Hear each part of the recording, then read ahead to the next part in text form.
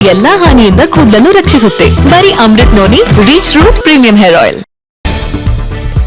ಇನ್ನು ಹಾಸನ ಸಂಸದ Prajwal Revanna pen drive ಪ್ರಕರಣಕ್ಕೆ ಸಂಬಂಧಪಟ್ಟಂತೆ ನಿರೀಕ್ಷಣಾ ಜಾಮೀನಿಗೆ ಅರ್ಜಿ ಸಲ್ಲಿಸಿದ ಪ್ರಜ್ವಲ್ ರೇವಣ್ಣ ಅರ್ಜಿಯನ್ನ ಸಲ್ಲಿಸಿದ್ದಾರೆ. ಈಗ ಆಲ್ರೆಡಿ 3 ಕೇಸ್ನಲ್ಲಿಯೂ ಕೂಡ ನಿರೀಕ್ಷಣಾ ಜಾಮೀನನ್ನ ಕೋರಿ ಅರ್ಜಿಯನ್ನ ಹಾಕಿದ್ದಾರೆ. 3 ಕೇಸ್ದವರ ಮೇಲೆ ಎಸ್ಐಟಿಗೆ ನೋಟಿಸ್ ಅನ್ನ ಜಾರಿ ಮಾಡಿದ ನ್ಯಾಯಾಲಯ. ಬೆಂಗಳೂರು ಜನಪ್ರತಿನಿಧಿಗಳ ಮೇ 31ರಂದು ಪ್ರಜ್ವಲ್ ರೇವಣ್ಣ ಬೆಂಗಳೂರಿಗೆ ಬರ್ತಾರೆ. ಸೊ ಹಾಗಾಗಿ ನಾಳೆಯೇ ಅರ್ಜಿ ವಿಚಾರಣೆ ಮಾಡುವುದಕ್ಕೆ ಮನವಿಯನ್ನ ಮಾಡಿಕೊಳ್ತಾ ಇದ್ದಾರೆ. ಅವರ ಪರ ಇರುವಂತಹ ವಕೀಲರು ಅರುಣ್ ಅಂತ ಹೇಳಿ ಪ್ರಜ್ವಲ್ ರೇವಣ್ಣ ಪರ ವಕೀಲ ನಾಳೆಯೇ ವಿಚಾರಣೆ ಸಾಧ್ಯವಿಲ್ಲ ಅಂತ ಹೇಳಿ ಈಗ ನ್ಯಾಯಾಲಯ ಹೇಳಿದೆ. 31ನೇ ತಾರೀಕು ಪ್ರಜ್ವಲ್ ರೇವಣ್ಣ ಬರ್ತಾರೆ. ಅದಕ್ಕೂ ಮೊದಲೇ ಮನವಿಯನ್ನ ಮಾಡಿಕೊಳ್ಳಲಾಗ್ತಾ ಇದೆ. ಹಾಸನ ಸಂಸದ ಪ್ರಜ್ವಲ್ ರೇವಣ್ಣ ಪೆನ್ ಡ್ರೈವ್ ಪ್ರಕರಣಕ್ಕೆ ಸಂಬಂಧಪಟ್ಟಂತೆ ಮೇ 31ನೇ ತಾರೀಕು ಭಾರತಕ್ಕೆ ಬರ್ತಾ ಇದ್ದಾರೆ. ಆಲ್ರೆಡಿ ನಿರೀಕ್ಷಣಾ ಜಾಮೀನಿಗೆ ಈಗ ಅರ್ಜಿಯನ್ನ ಸಲ್ಲಿಕೆ ಮಾಡಲಾಗಿದೆ. ಮನವಿಯನ್ನ ಕೂಡ ಮಾಡಿಕೊಳ್ತಾ ಇದ್ದಾರೆ. 3 ಕೇಸ್ಗಳು ಅವರ ಮೇಲೆ ಇದೆ. ಹಾಗಾಗಿ 3 ಕೇಸ್ಗಳಲ್ಲಿಯೂ ಕೂಡ ನಿರೀಕ್ಷಣಾ ಜಾಮೀನು ಅರ್ಜಿಯನ್ನ ಈಗ ಆಲ್ರೆಡಿ ಸಲ್ಲಿಸಲಾಗಿದೆ. ಆದರೆ ನ್ಯಾಯಾಲಯ ಇದಕ್ಕೆ ಒಪ್ಪಿಲ್ಲ. ಬೆಂಗಳೂರಿನ ಜನಪ್ರತಿನಿಧಿಗಳ ನ್ಯಾಯಾಲಯದಲ್ಲಿ ಅರ್ಜಿಯನ್ನ ಸಲ್ಲಿಕೆ ಮಾಡಲಾಗಿದೆ. ವಕೀಲ ಅವರ ಪರ ಇರುವಂತಹ ವಕೀಲ ಅರುಣ್ ಮೂಲಕ ಈ ಅರ್ಜಿ ಸಲ್ಲಿಕೆ ಆಗಿರುವಂತದ್ದು. ಸೆಕ್ಷನ್ಸ್ ಗಳನ್ನ ಕೂಡ ನಾವು ಗಮನಿಸ್ತಾ ಇದ್ದೀವಿ, ಯಾವ ಸೆಕ್ಷನ್ಸ್ ಗಳನ್ನ ಹಾಕಿದ್ದಾರೆ ಅಂತ ಹೇಳಿ. ಜೊತೆಗೆ ಈ ಸೆಕ್ಷನ್ಸ್ ಗಳಿಗೆ ಎಷ್ಟು ಶಿಕ್ಷೆಗಳು ಇರುತ್ತೆ ಅನ್ನೋದನ್ನ ಕೂಡ ನಾವು ಗಮನಿಸ್ತಾ ಇದ್ದೀವಿ. ಹಾಸನ ಸಂಸದ ಪ್ರಜ್ವಲ್ ರೇವಣ್ಣ ಪೆನ್ ಡ್ರೈವ್ ಪ್ರಕರಣಕ್ಕೆ ಸಂಬಂಧಪಟ್ಟಂತೆ ನಿರೀಕ್ಷಣಾ ಜಾಮೀನಿಗೆ ಅರ್ಜಿ ಸಲ್ಲಿಸಿದ ಪ್ರಜ್ವಲ್ ರೇವಣ್ಣ ಈಗ ಆಲ್ರೆಡಿ ನಿರೀಕ್ಷಣಾ ಜಾಮೀನಿಗೆ ಅರ್ಜಿಯನ್ನ ಸಲ್ಲಿಸಿದ್ದಾರೆ.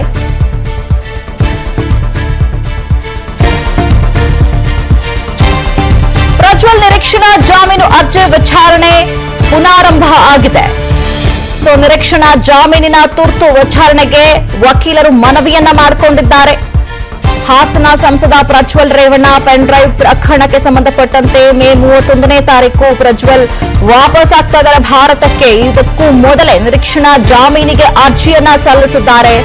ನಿರೀಕ್ಷಣಾ ಜಾಮೀನು ಅರ್ಜಿ ವಿಚಾರಣೆ ಪುನಾರಂಭ ಆಗಿದೆ. ಮನವಿಯನ್ನ ಮಾಡಿಕೊಳ್ತಾ ಇದ್ದಾರೆ ಅವರ ಪರ ವಕೀಲರು. ನಿರೀಕ್ಷಣಾ ಜಾಮೀನು ತುರ್ತು ವಿಚಾರಣೆಗೆ ಅವರ ಪರ ವಕೀಲ ಆಗಿರುವಂತಹ ಅರುಣ್ ಮನವಿಯನ್ನ ಮಾಡಿಕೊಳ್ತಾ ಇದ್ದಾರೆ. ಸೊ ಹಾಗಾಗಿ ನ್ಯಾಯಾಲಯ ಇದು ಯಾವ ರೀತಿಯಾಗಿ ಪರಿಗಣಿಸುತ್ತೆ ಅನ್ನೋದು ಕೂಡ ಸಾಕಷ್ಟು ಕುತೂಹಲಕ್ಕೆ ಕಾರಣ ಆಗ್ತಾ ಇರುವಂತದ್ದು. ನೋಡಿ, ಬರೋದಕ್ಕೆ ಮೊದಲೇ ನಿರೀಕ್ಷಣಾ ಜಾಮೀನಿನ ಅರ್ಜಿಯನ್ನ ಹಾಕೊಂಡಿದ್ದಾರೆ. ಅದರ ಒಂದು ಕೋರ್ಟ್ ಅಲ್ಲಿ ಈ ಒಂದು ವಕೀಲರು ಮನವಿಯನ್ನ ಮಾಡಿಕೊಳ್ತಾ ಇದ್ದಾರೆ. ನ್ಯಾಯಾಧೀಶರ ಮುಂದೆ ನಿರೀಕ್ಷಣಾ ಜಾಮೀನು ತುರ್ತು ವಿಚಾರಣೆಗೆ ವಕೀಲರು ಮನವಿಯನ್ನ ಮಾಡಿಕೊಳ್ತಾ ಇರುವಂತದ್ದು. ಸೊ ಹಾಗಾಗಿ ಯಾವ ರೀತಿಯಾಗಿ ನ್ಯಾಯಾಲಯ ಇದನ್ನ ಪರಿಗಣಿಸುತ್ತೆ, ಯಾಕಂದ್ರೆ 31ನೇ ತಾರೀಕು ಪ್ರಜ್ವಲ್ ಬರ್ತೀವಿ ಅಂತ ಈಗ ಆಲ್ರೆಡಿ ಫ್ಲೈಟ್ ಟಿಕೆಟ್ ಎಲ್ಲವೂ ಕೂಡ ಬುಕ್ ಆಗಿದೆ. ಎಷ್ಟು ಗಂಟೆಗೆ ಬರ್ತಾರೆ, ಯಾವ ಟರ್ಮಿನಲ್ ನಲ್ಲಿ ಇಳಿತಾರೆ, ಔಟ್ ಆಗೋದು ಹೇಗೆ, ಇನ್ನಾಗೋದು ಎಲ್ಲವೂ ಕೂಡ ಗೊತ್ತಾಗಿರುವಂತದ್ದು. ಹಾಗಾಗಿ ನಿರೀಕ್ಷಣಾ ಜಾಮೀನಿಗೆ 3 ಕೇಸ್ಗಳು ಅವರ ಮೇಲೆ ಇದೆ.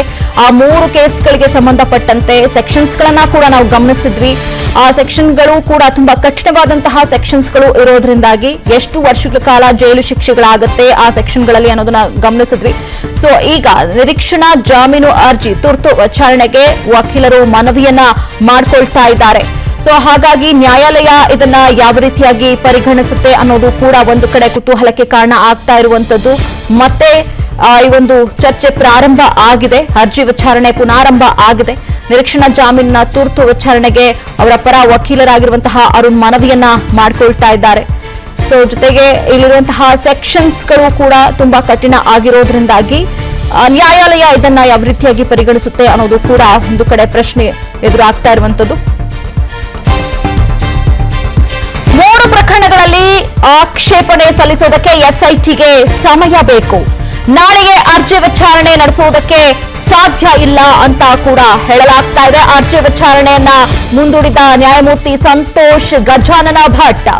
ಸೊ ವಿಚಾರಣೆ ಮೇ 31ಕ್ಕೆ ಮುಂದೂಡಿದೆ ಕೋರ್ಟ್.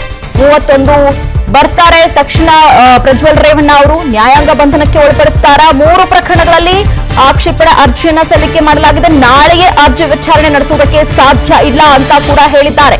31ಕ್ಕೆ ಅದನ್ನ ಮುಂದೂಡಲಾಗಿದೆ. ಹಾಸನ ಸಂಸದ ಪ್ರಜ್ವಲ್ ರೇವಣ್ಣ ಪೆನ್ ಡ್ರೈವ್ ಪ್ರಕರಣಕ್ಕೆ ಸಂಬಂಧಪಟ್ಟಂತೆ ಮಧ್ಯಂತರ ಜಾಮೀನಿಗೆ ವಕೀಲ ಅರುಣ್ ಮನವಿಯನ್ನ ಮಾಡಿಕೊಳ್ತಾ ಇದ್ದಾರೆ. ಪ್ರಜ್ವಲ್ ರೇವಣ್ಣ ಪರ ವಕೀಲ ಅರುಣ್ ಮನವಿಯನ್ನ ಮಾಡಿಕೊಳ್ತಾ ಇದ್ದಾರೆ. ಈ ಮೂರು ಪ್ರಕರಣಗಳಲ್ಲಿ ಆಕ್ಷೇಪಣೆ ಸಲ್ಲಿಸುವುದಕ್ಕೆ ಎಸ್ಐಟಿಗೆ ಸಮಯ ಬೇಕಾಗುತ್ತೆ. ಹಾಗಾಗಿ ನಾಳೆಯೇ ಅರ್ಜಿ ವಿಚಾರಣೆ ಮಾಡುವುದಕ್ಕೆ ಸಾಧ್ಯ ಇಲ್ಲ ಅಂತ ಈಗ ಹೇಳಲಾಗ್ತಾ ಇದೆ. ಅರ್ಜಿ ವಿಚಾರಣೆಯನ್ನ ಮುಂದೂಡಿದ್ದಾರೆ ನ್ಯಾಯಮೂರ್ತಿ ಸಂತೋಷ್ ಗಜಾನನ ಭಟ್. ಈ ವಿಚಾರಣೆಯನ್ನ 31ಕ್ಕೆ ಮುಂದೂಡಿಕೆ ಮಾಡಲಾಗಿದೆ. ಸೊ 31ಕ್ಕೆ ನಿರ್ಧಾರ ಆಗುತ್ತೆ.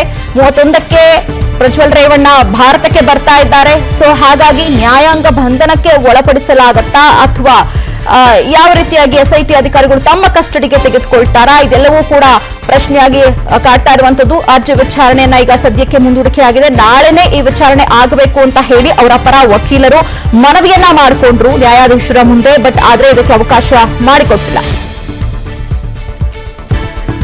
ಇದ್ರ ಬಗ್ಗೆ ಮತ್ತಷ್ಟು ಮಾಹಿತಿಯನ್ನ ಕೊಡ್ತಾರೆ ನಮ್ಮ ಪ್ರತಿನಿಧಿ ಅಭಿಷೇಕ್ ಜೈಶಂಕರ್. ಅಭಿಷೇಕ್, ನೋಡಿ, ನಾಳೆಯೇ ಅರ್ಜಿ ವಿಚಾರಣೆ ಆಗಬೇಕು ಅಂತ ಹೇಳಿ ಮನವಿಯನ್ನ ಮಾಡಿಕೊಂಡ್ರು. ಬಟ್ ಆದ್ರೆ 31ಕ್ಕೆ ಈ ಅರ್ಜಿ ವಿಚಾರಣೆ ಇದೆ.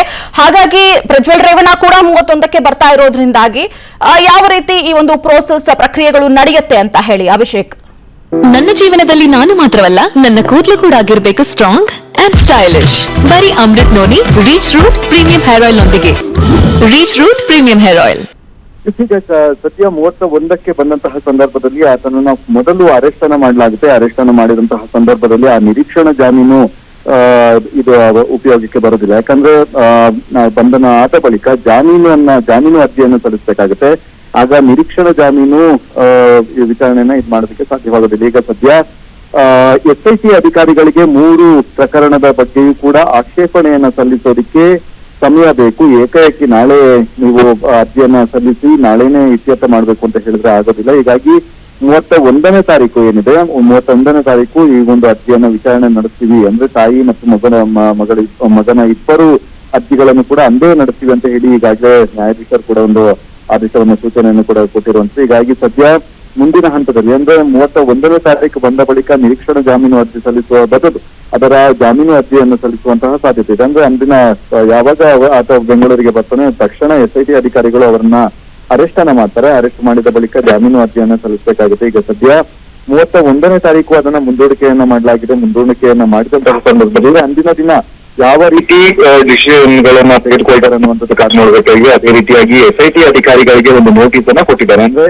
ವಿಚಾರಣೆ ಅಂದ್ರೆ ನಿರೀಕ್ಷಣಾ ಜಾಮೀನಿಗೆ ಅರ್ಜಿ ಸಲ್ಲಿಸಿರುವಂತಹ ಪ್ರಜ್ವಲ್ ರೇವಣ್ಣ ಅವರ ಪರ ವಕೀಲರ ಅರುಣ್ ಏನಿದ್ದಾರೆ ಅವರ ಒಂದು ಅರ್ಜಿಗೆ ನೀವೊಂದು ಆಕ್ಷೇಪಣೆಯನ್ನ ಸಲ್ಲಿಸಿ ಅಂತ ಹೇಳಿ ಈಗ ನೋಟಿಸ್ ಅನ್ನ ಎಸ್ಐಟಿ ಅಧಿಕಾರಿಗಳಿಗೆ ಕೊಟ್ಟಿರುವಂತದ್ದು. ಅಂದ್ರೆ ಏಕಾಏಕಿ 3 ಪ್ರಕರಣ ಇರುವಂತಹ ಕಾರಣದಿಂದಾಗಿ 3 ಪ್ರಕರಣಗಳಿಗೂ ಕೂಡ ನಿರೀಕ್ಷಣಾ ಜಾಮೀನು ಕೊಡೋದಕ್ಕೆ ಸದ್ಯದ ಮಟ್ಟಿಗೆ ಆದ್ರೆ ತುರ್ತಾಗಿ ಸಾಧ್ಯವಾಗುದಿಲ್ಲ. ಹೀಗಾಗಿ ಅವರಿಗೆ ಒಂದು ನೋಟಿಸ್ ಅನ್ನು ನೀಡಿ, ಅಂದ್ರೆ ಎಸ್ಐಟಿ ಅಧಿಕಾರಿಗಳಿಗೆ ನೋಟಿಸ್ ಅನ್ನು ನೀಡಿ ಈ ನಿರೀಕ್ಷಣಾ ಜಾಮೀನನ್ನ ಯಾಕೆ ಕೊಡಬಾರದು ಅಂತ ಹೇಳಿ ಒಂದು ಆಕ್ಷೇಪಣೆಯನ್ನ ಸಲ್ಲಿಸಬೇಕಾದಂತಹ ಅವಕಾಶವನ್ನು ಕೂಡ ಈಗಾಗಲೇ ಎಸ್ಐಟಿ ಅಧಿಕಾರಿಗಳಿಗೆ ನೋಟಿಸ್ ಕೊಡುವಂತಹ ಮುಖಾಂತರ ಒಂದು ಅವಕಾಶವನ್ನು ಕೂಡ ಕೊಟ್ಟಿರುವಂತದ್ದು. ಹೀಗಾಗಿ ಸದ್ಯದ ಮಟ್ಟಿಗೆ ಕೊನೆಯ ಪ್ರಯತ್ನ ಅಂತ ಹೇಳಿ ನಿರೀಕ್ಷಣಾ ಜಾಮೀನು ಅರ್ಜಿಯನ್ನ ಪ್ರಜ್ವಲ್ ರೇವಣ್ಣ ಅವರ ಪರ ವಕೀಲರು ಸಲ್ಲಿಸಿದ್ರು. ಈಗ ಸದ್ಯ ಅದು 31ಕ್ಕೆ ಹೋಗಿದೆ. ಮುಂದಿನ ಹಂತದಲ್ಲಿ ಏನಾಗುತ್ತೆ ಅನ್ನುವಂಥದ್ದು ಕಾದು ನೋಡ್ಬೇಕಾಗಿದೆ.